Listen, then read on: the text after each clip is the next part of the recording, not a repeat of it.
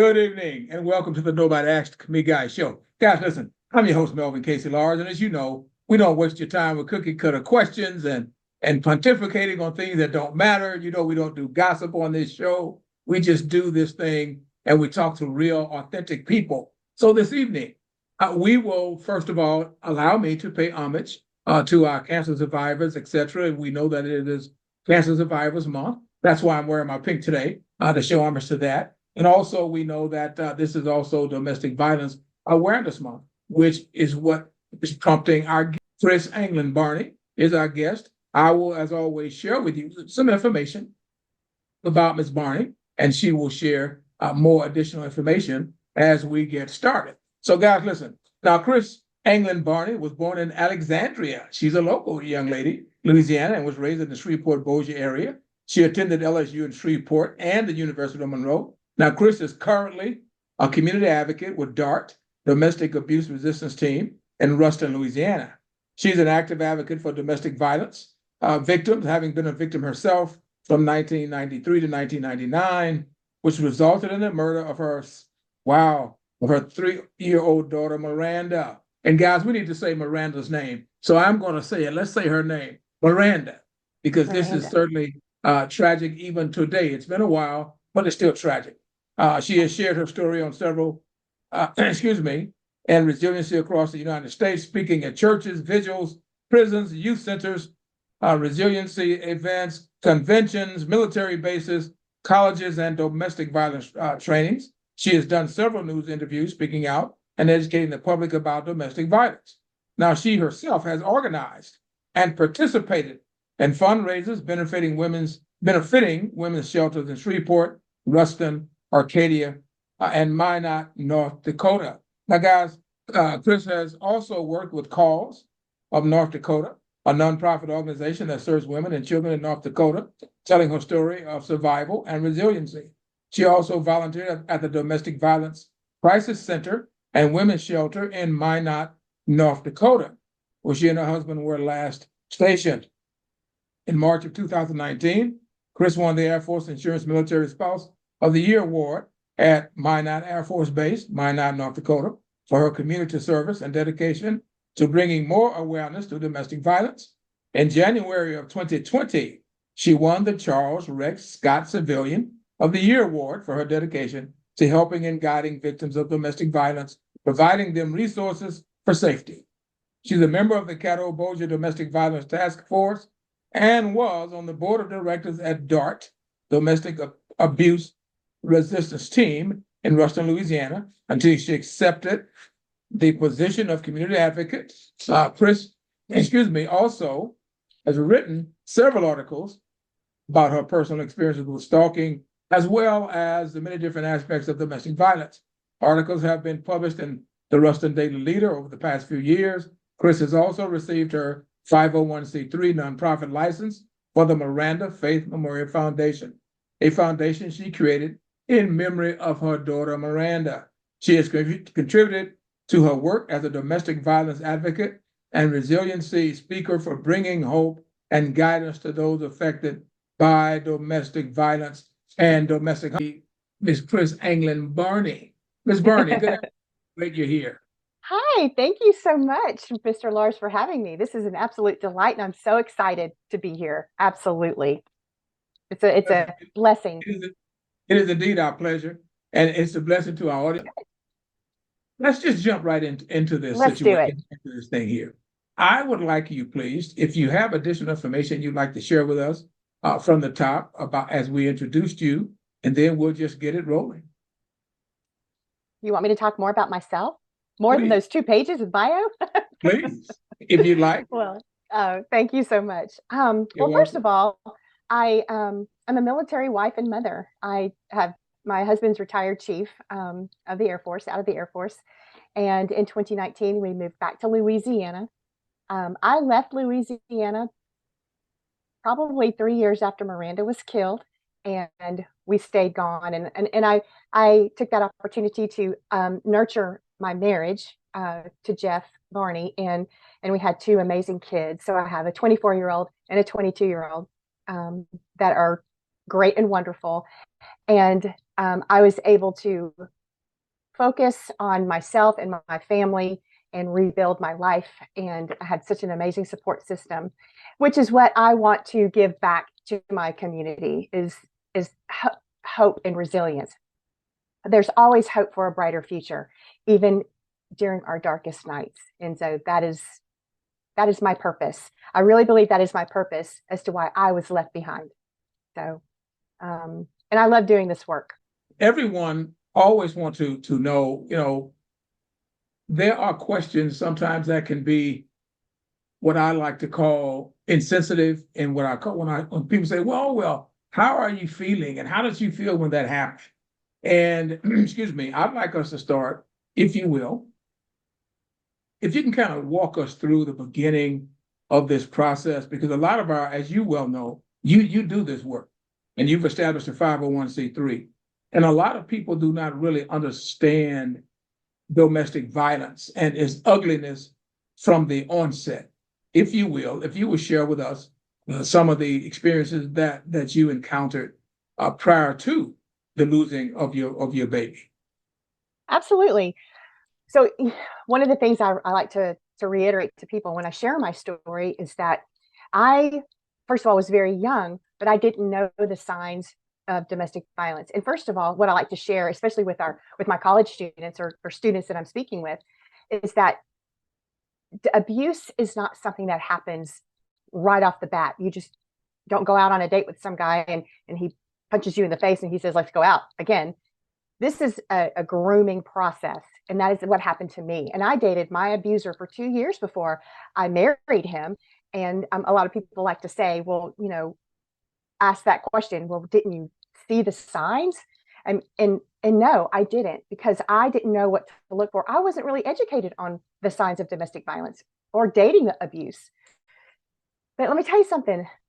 My abuser was very, very charming. He was smart. He was good looking. He was charismatic. He was a strong, upstanding pillar of his community. He was a Bossier City firefighter.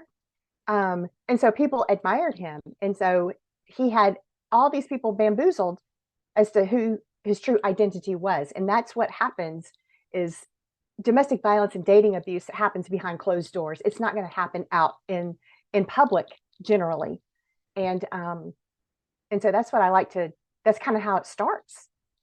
And then, being a young woman, all I wanted was to be loved and to start a family and to be married. I mean, then isn't that every little girl's dream? Or it was when I was a little girl, so it's not something that just happens. It was a slow process. And then when I signed that marriage certificate, that is when that mask came off. And he showed his true identity and who he was. And it started with the mental and the verbal abuse, really. The verbal abuse begins. And then the mental abuse, and then the gaslighting, and then the stripping of your self-esteem. All that builds up over time, and they know exactly what they're doing, and it's very difficult to break away from something like that, especially after they've convinced you that nobody else is going to love you. Nobody's going to love, who you are or your body type. You'll never be able to survive financially without them. And, you've made a promise before God and your family that we were going to be married. And so that's a big, huge factor. And that's kind of how it started with me. That's the initial beginning. And I'll never forget when the verbal abuse really started in the airport at DFW on our way home from our honeymoon. We were in Puerto Vallarta. And on the way from your honeymoon? On the way back home from our honeymoon, yes. Wow. And I had reminded him that he needed to wear sunscreen because we were in Puerto Vallarta, Mexico. And he didn't listen to me. And I remember distinctly he was playing water polo or water volleyball with some other people. And when we were on our way home in the airport is when he started yelling and screaming at me in front of all of these people. You know how big DFW is. and they were just staring at us. And of course, I wanted to crawl inside myself. I was so embarrassed and I was confused, and I just didn't know what was happening. Um, but he'd gotten sunburnt, so he had started itching and peeling and all the things, and he was yelling that it was my fault. This is all your fault. You should have reminded me to put sunscreen on. And I was like, I did. I reminded you. And that's really, man, I was just in shock. I was just like, oh my goodness, this is really happening. I think what shocked me the most was that it was in front of all of these people, and they're staring at you, and they're helpless. They don't know what to do on our honeymoon. So that's really when that it all started. It began there. And then that mask came off. And from that point on, he knew he had me. I had signed my life away. And and then it just continued. It just, So I was am not I good. correct? Am I correct as to say that it started with the guilt card? You made a commitment to your family, it's through thick and thin and all of this kind of stuff. So it started with the guilt card. Yes, absolutely. And then, the part of that guilt for me also was that my parents had spent an exorbitant amount of money on this wedding, a huge wedding. It was such a huge celebration in our family. It was the wedding of the year.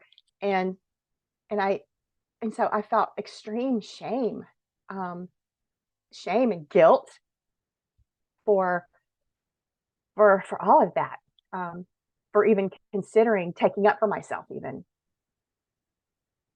Yes.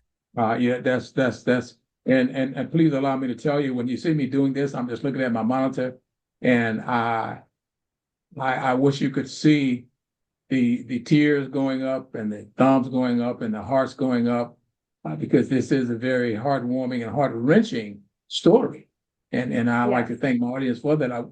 But as we move this process, this is not a topic that one can take lightly. And many times people seem to forget that empathy is one thing, sympathy is another thing, but support, when a person is being disparaged, when a person is being belittled, when a person, quite honestly, is being held hostage. Right. Exactly. That's a great word, Mr. Lars. Held hostage.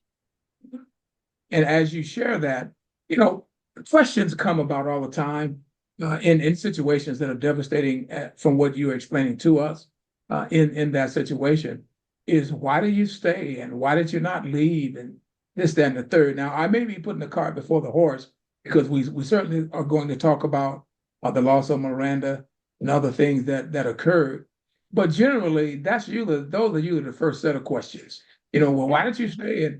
And once he did that, why didn't you get an annulment? All these questions. And out of respect for you, I understand that these are the kind of questions that come at individuals. Will you just address our audience, please, as to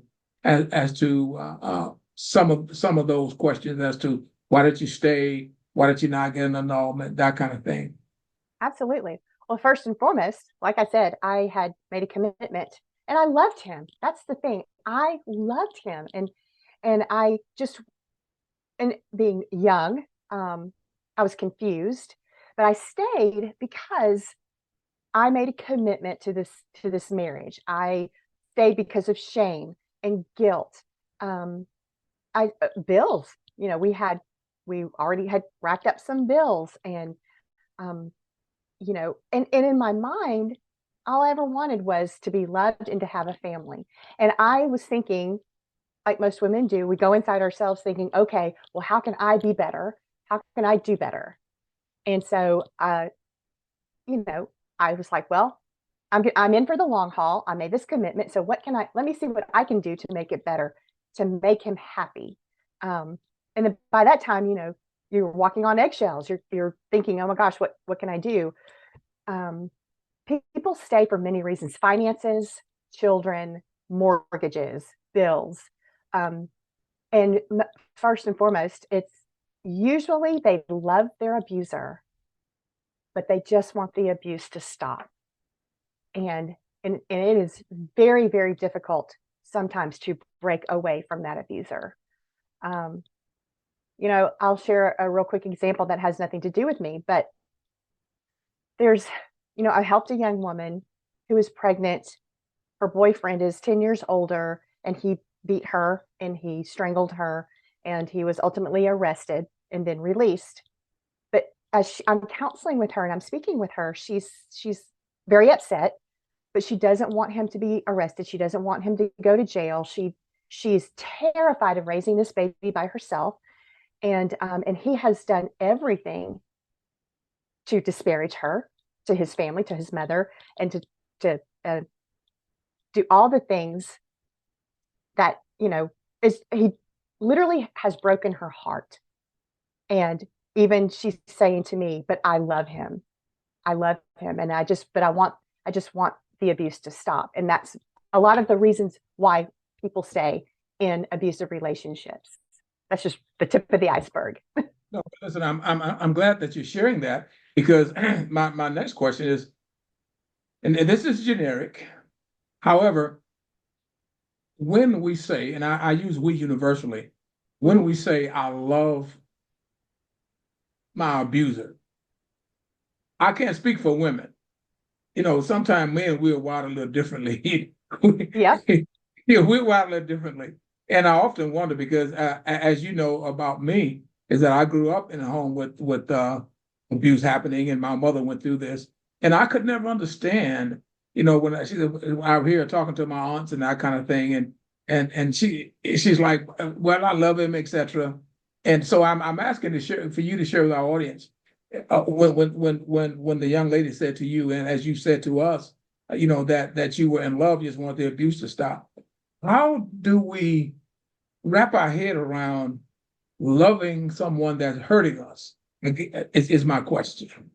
Well, a lot of times, just like with me, and a lot of times with with victims, it is a rewiring of the brain. The abuser, in a lot of ways, first of all, can make her completely dependent on him. Like, he won't let her get an education. He won't let her work. He wants her to stay at home and raise the kids. And sometimes he'll sabotage her birth control, and they will have multiple children. And so she's held hostage. She is stuck because she doesn't see any way out of survival. And let me tell you something. I think I mentioned this the other day, that homelessness is one of the top reasons why women stay in abusive relationships, because if they do leave their abuser, then they're homeless, and then their children can be taken away. So there's tons of reasons. How, I think we just want women, I'm speaking on behalf of women. We just want to be valued. We want to be loved. We choose our partner because we want to start a family with them. And it's a brainwashing. You just have to understand it. It's a brainwashing of how they groom the victim. Now, I'm going to tell you something, and this will surprise you, I think, maybe not. But when I speak to a lot of my college students, more girls come to me and say, I have hated my mother for staying with my dad.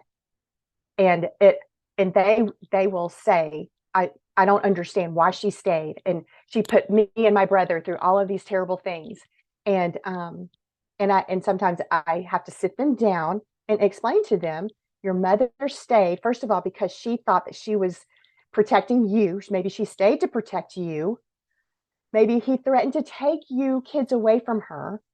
Or maybe she stayed because she didn't have any financial ways to support you, because he had all of the finances under control. Or he maybe just gave her an allowance.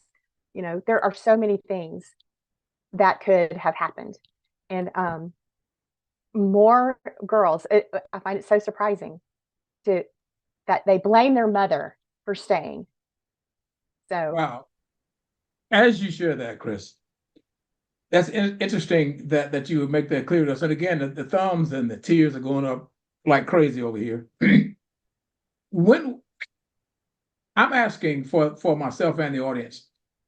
When you talk about rewiring the brain and people getting caught up in life, what is it about? And I know you don't have the answer for everyone, but as a man, oh, I would, well, let me backtrack.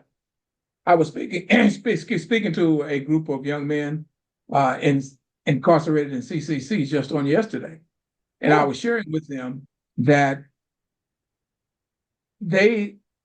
men fail to understand that what we are doing to women, those of us that, and I say us because I'm part of the male genre, obviously, it's just another form of slavery. And I got kind of like these because I wanted to turn the light bulb on.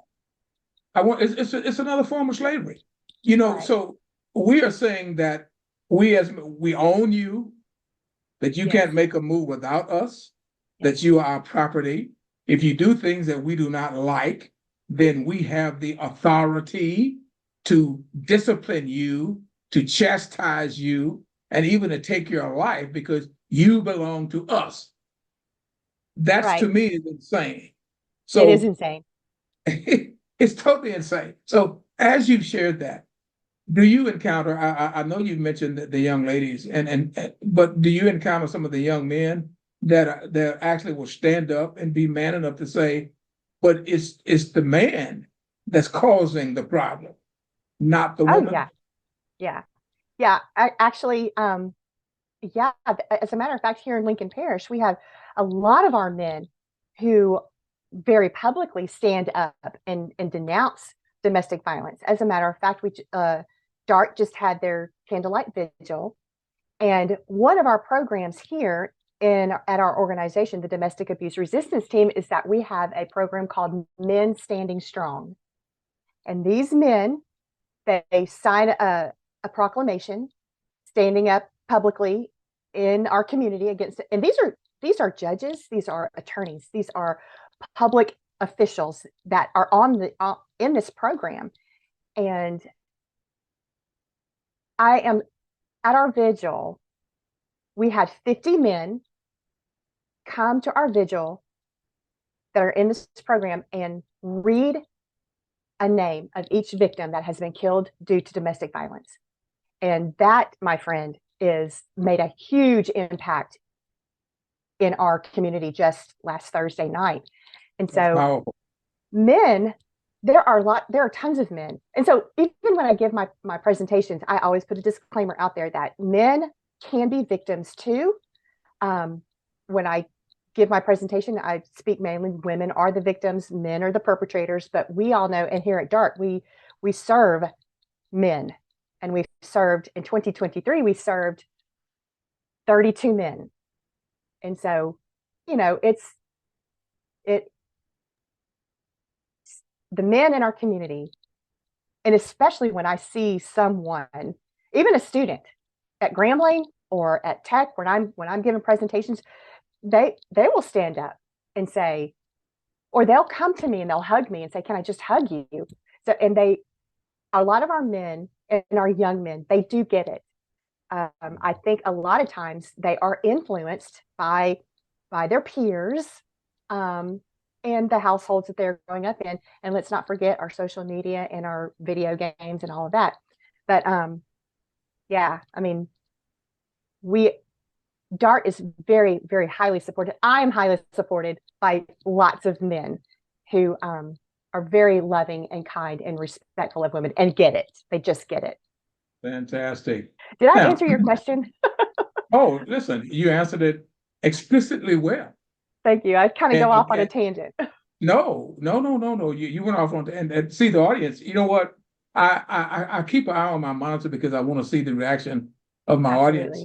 And when I'm constantly seeing these thumbs going up and hearts going up and teardrops, you are right on point. So listen, okay, if you will, this is a very tender subject, I know, but let's talk a little bit about the situation with Miranda and how this whole process came about.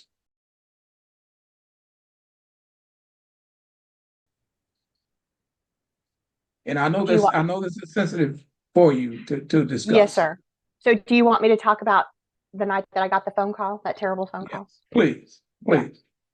Oh, well, I had, well, first of all, one of the most dangerous times for a victim is when she does leave her abuser.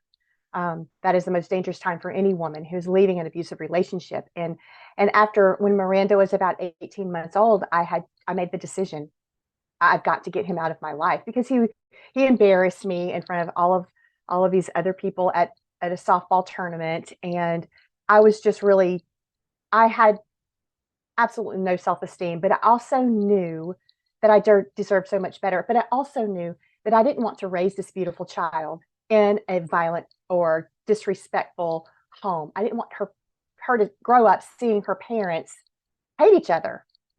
And but I was also tired of the mental and emotional and verbal abuse. And when she was 18 months old, I told Charles to leave my house, because it was my house. I purchased it for us, and he did.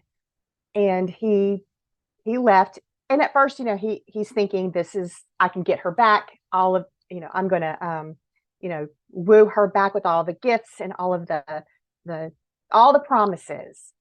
And when I did not accept that, that is when the abuse began to escalate. And that's generally what happens, is abuse escalates over time. And when I told him no, I was not taking him back and that he was out of my life, that is when he became unhinged, and he began to stalk me. He began to call me incessantly at work. He called me 30 times in 30 minutes at work, and at home. I had to get caller ID. I even changed my phone number so many times, but he was getting my phone number, my new phone number, through the 911 system at the fire department. And he would stalk me using the Bossier City ambulance. I worked at the Caddo Parish Courthouse. So I got a stalking conviction. I ended up hiring an attorney for the divorce and child custody, and a private investigator to help me build a case, to teach me how to build a case that would be presentable to the DA, to see if I even had a case. And sure enough, I did have a case to have him arrested for stalking. It back in 1998, 7, that was hard to do. I had a restraining order. I got a restraining order. I did all of the things right. And then sure enough, he was convicted of stalking. However, it made no sense to me, because he was convicted with special conditions. And his conditions were that he was to report to a parole officer once a week, and he was to see a certified psychiatrist for 10 sessions, at least 10 sessions.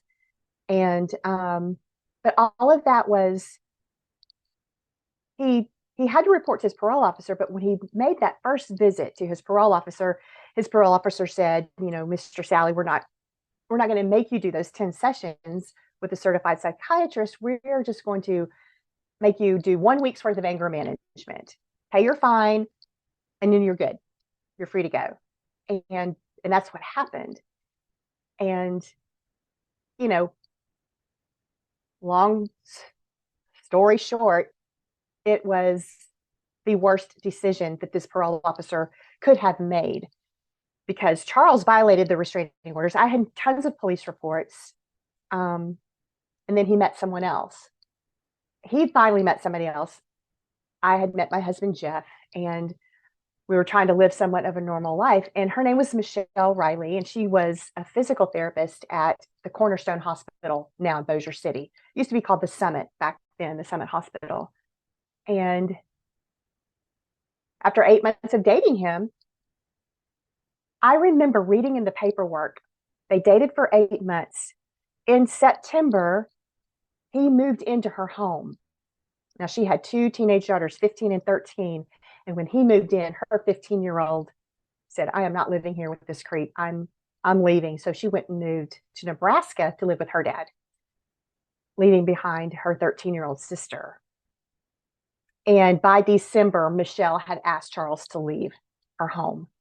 And because, he sweeps her off her feet, promises her the world. And then Michelle made the very dangerous decision after that. She's like, I'm not sacrificing my children Charles, you need to get out. You need to move. But he had already come in and was taking control of her life. Okay. Yes.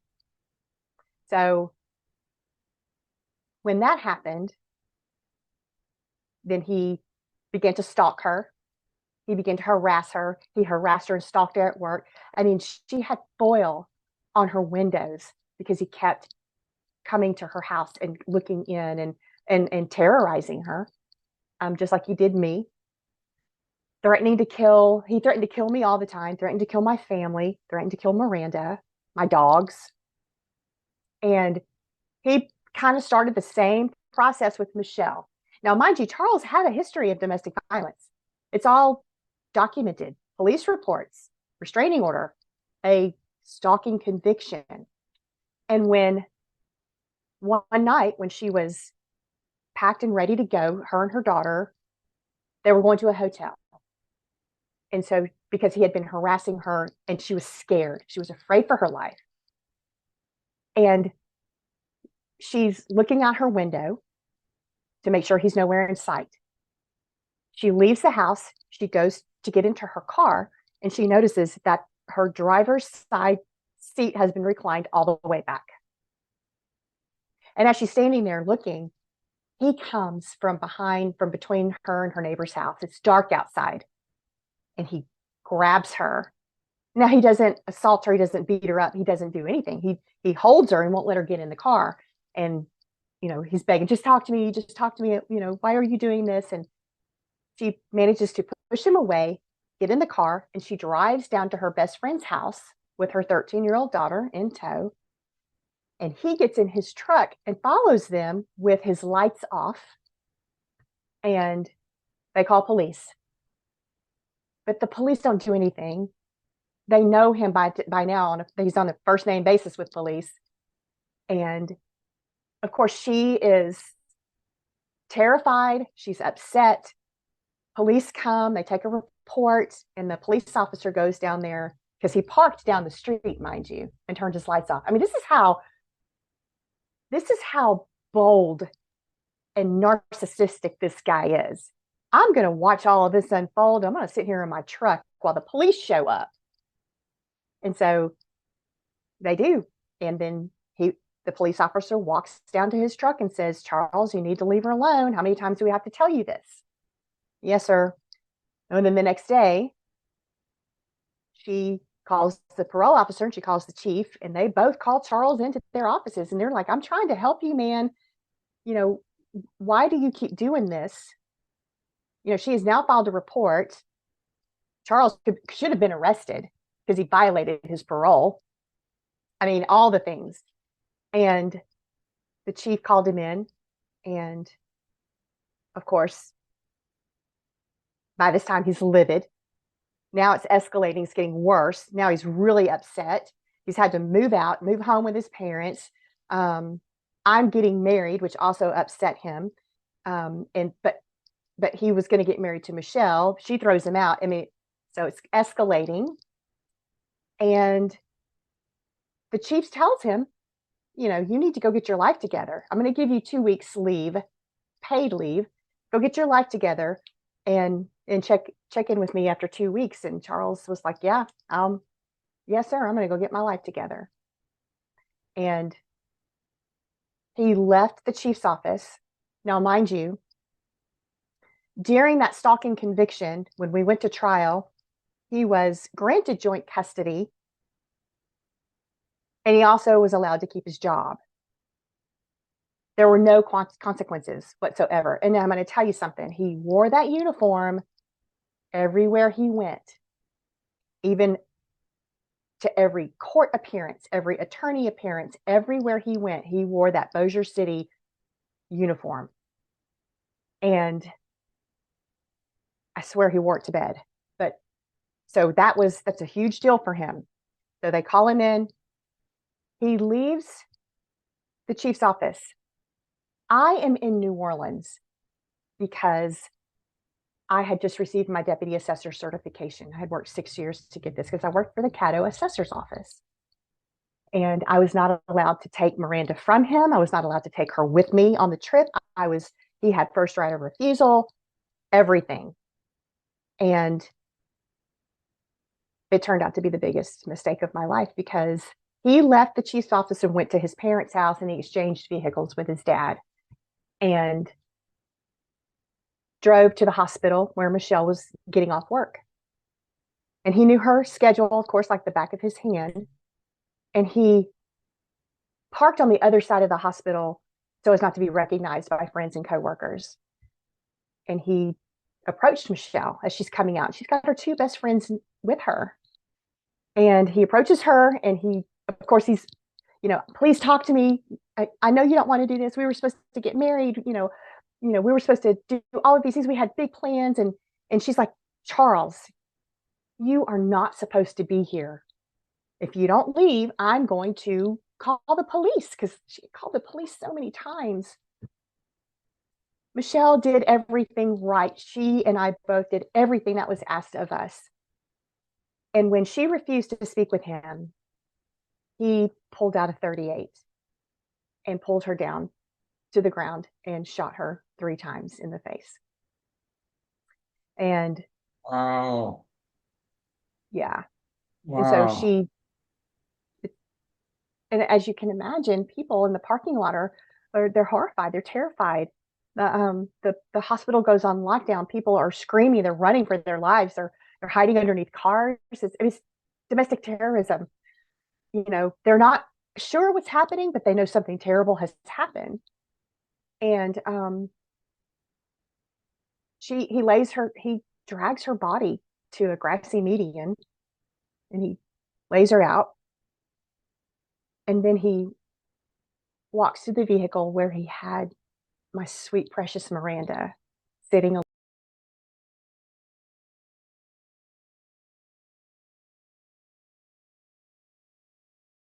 alone. And by this time, she's 3 years old.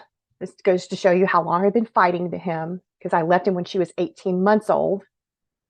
And he walks my little girl over to Michelle's dead body. And according to witnesses, he's talking to her. He's whispering in her ear.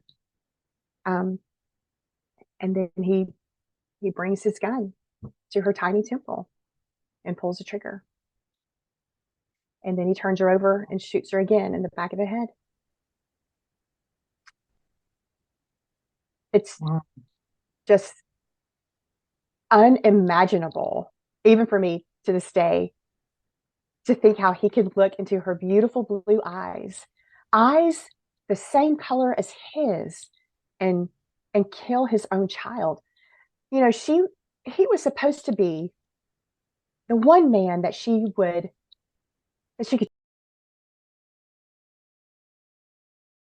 trust to keep her safe, the one man that she would judge all other men by. And he killed her. And then he laced her next to Michelle's body. And he pulls out a hunting knife, and he begins to stab Michelle repeatedly. And this is rage. At this point, this is rage. And he's blaming Michelle for what he has done. So he doesn't take responsibility for himself. He blames Michelle. And I'll never forget, at the police station, his mother even said, well, if she had just done what he had asked her to do, then none of this would have happened. And this is victim blaming. His mother said. His mother. Wow. Yes. Wow. And so yeah, that was the single most worst day of my life, is getting that phone call. And I was in New Orleans, and I remember calling to talk to Miranda that night, before bed, because that's what I did. That's what I do. And to have a conversation with her, to tell her that I loved her. And Charles's dad handed the phone to a police officer. And I still had to wait probably 2 hours or better to get the official word that she was dead. And that is the worst feeling. Wow. The worst feeling in my life. And so that is what happened. That is why I do the work that I do to this day. Kim, Chris, wow. First of all, man, these tears are going up all over the place here, which I can understand. Where was law enforcement while all of this was happening? I know you don't know because you weren't there. This is just a generic question. Secondly, I know that there was nothing you could do.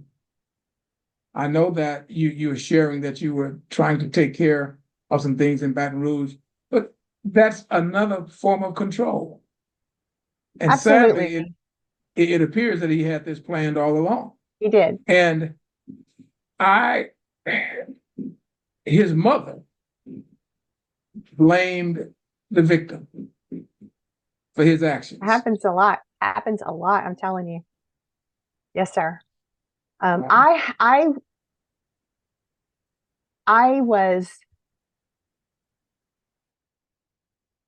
Charles left behind a suicide tape in his truck, and on it was a detailed description. Well, first of all, he said this is not going to be a police investigation. This is a murder-suicide. And this is for my dad. And he left a message for his dad. But he did say on there that he killed Michelle because if he couldn't have her, then no one was going to have her. They were going to be together for eternity in heaven. And the reason why he killed Miranda is because he hated me and he hated my family, because my family, my parents, my friends were such a huge support system and supported me. And I mean, he never could get me alone. And I'm going to tell you something, Mr. Lars, he threatened to kill me all the time. As a matter of fact, he even attempted to solicit a hitman through a coworker at the Bossier City Fire Department. Hitman. And let me tell you something, that guy that he had this conversation with actually did the right thing, because he was absolutely horrified. First of all, that Charles would come to him and ask if he knew someone that would kill his family. And this guy said, Charles, your family. And he said, well, specifically my wife. And this guy did the right thing and took it to his captain. And he had a conversation with his captain. He's like, I am afraid for Miss KRIS and for the baby. Charles just came to me with this information. And the captain swept it under the rug and never reported it to the chief. Wow. May I ask you, was the captain ever brought up on charges of being an accomplice? No, nobody in Bossier City Fire Department or Police Department were ever fired or brought up on charges or held responsible for anything. And let me tell you something, law enforcement, when Charles killed Miranda and Michelle, because you asked me this earlier, where was law enforcement? They were there in the very fire station who Charles worked the very station that he worked at with his friends and coworkers, had to make that call that Charles was wandering the parking lot very calmly with his gun. And so first responders couldn't get on the scene because it's very dangerous. Domestic violence calls are one of I think the second or the first most dangerous calls for them, our law enforcement, domestic violence. And it wasn't until Charles made the choice to point his gun at police that very police officer who shot and killed, who should have arrested Charles that night at Michelle's friends, was the officer that shot and killed Charles, along with a few others, I do believe. And it wasn't until he was down that our first responders could get to Michelle and Miranda. But of course, they were already gone. So, Wow. In the blink of an eye, 3 people in my life, one of which gave me and sustained my life, that was my child, were gone and dead in a flash. And I think back of how so many times it could have been me. And sometimes, Mr. Lars, I don't understand why it wasn't me. Why was I left behind? I had already lived a full life. Why take her life? She was only 3. So, um,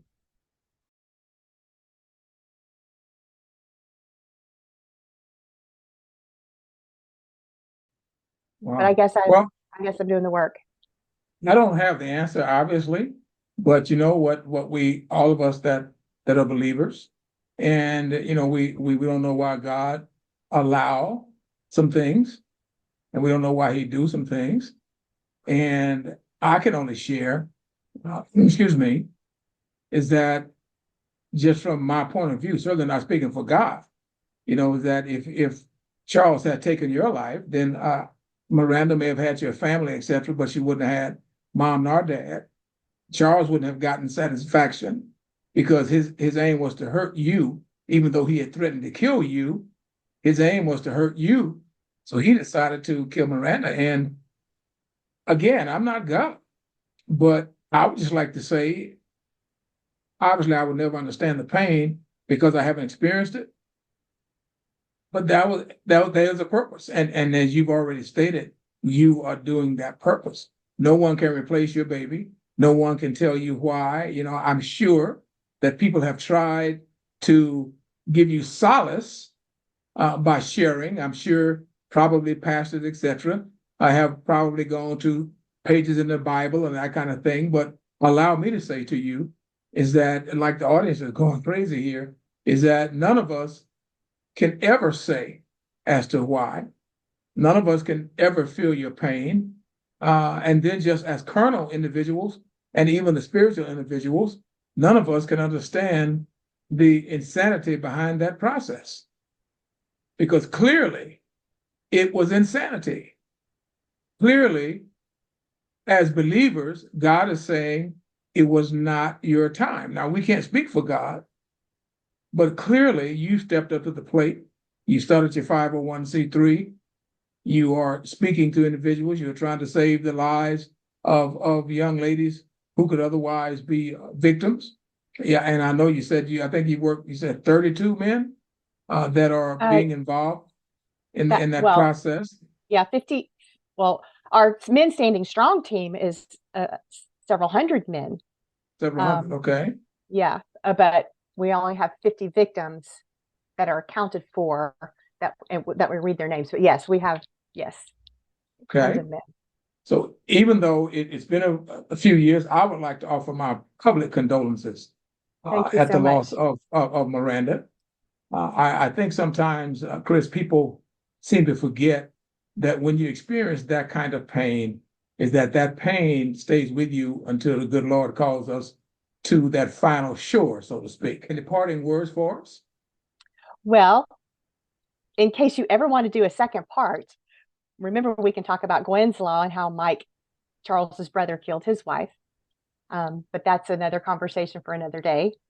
Okay. But I definitely am so deeply appreciative for you allowing me to be on your podcast and having the confidence in me, and for your audience and for your people, your audience and your friends and family. I deeply appreciate this opportunity to share my story. And my promise to you is I will go out into the world, live out my purpose, because my purpose is to be a voice for those who no longer have a voice, whether it's man, woman, or child, and stand up for victims who are even not ready to share their voice. I promise to do good works and bring hope and happiness to the world. So, in memory of Miranda Faith. KRIS, Anglin, Barney, allow me to say, you are already doing all of those things that you've expressed.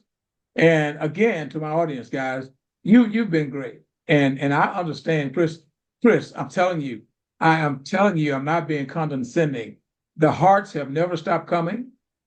The Well, you tears tell have them never all, stopped thank you. coming. Thank you. The Thank thumbs you so have never stopped much. coming. And we are all looking forward to part two. So Yes, sir. you and I will be talking about a date so that I can let the audience know as we come back. And then and also it's just been great. So guys, listen, this It has is been the great. Nobody Asked Me Guys show. I'm your host, Melvin K. Lars. And as always, we ask and I see a lot of new audience as well. Please go to our channel, the Nobody Asked Me Guys show, like and subscribe. Now, we do not charge for subscriptions. You know, a lot of people are a little skeptical because some shows, when you go and you hit subscribe, then a price pops up. Not here. Right. We are an educational channel, and we just like loving on and helping people. So again, KRIS, it's been great. We're happy to have you here, and I look forward to us doing part two. Thank you, Mr. Lars, and I deeply appreciate your invitation. Thank you. Well, listen, thank you so very much. Have a great, blessed, and wonderful evening. And you as well, sir. Thank you.